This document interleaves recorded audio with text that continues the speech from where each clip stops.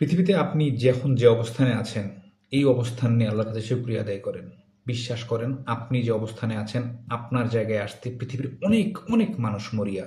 আপনার থেকে যারা নিচে আছে, তারা আপনার জায়গাটাকে স্বপ্নে দেখে, আপনার জায়গায় আসতে চায়।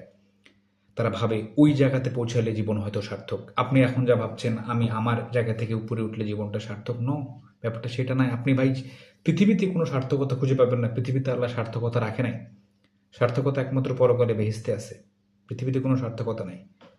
আপনার জায়গাটা থেকে আপনি আল্লাহর কাছে কৃতজ্ঞতা প্রকাশ করেন, আল্লাহকে আলহামদুলিল্লাহ বলেন। পৃথিবীতে অনেক মানুষ খেতে পায় না, আপনি খেয়েছেন। পৃথিবীতে অনেক মানুষ ভালো বিছানায় ভালো ঘরে শুইতে পারে না, আপনি শুয়েছেন। আপনি রাস্তায় বেরিয়ে দেখেন, পৃথিবীতে অনেক মানুষ রোগ হইলে চিকিৎসা করতে পারে না, আপনি করেন। আপনার সম্ভব হয়, আল্লাহ আপনাকে সামর্থ্যটুকু দিয়েছে।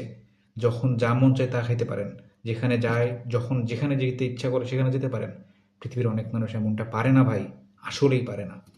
তাই নিজে যেখানে আছেন, আল্লাহর কাছে শুকরিয়া আদায় করেন, আল্লাহর কাছে প্রাণ ভরে চান, আল্লাহর কাছে প্রাণ ভরে আল্লাহর কাছে শুকরিয়া আদায় করতে থাকেন।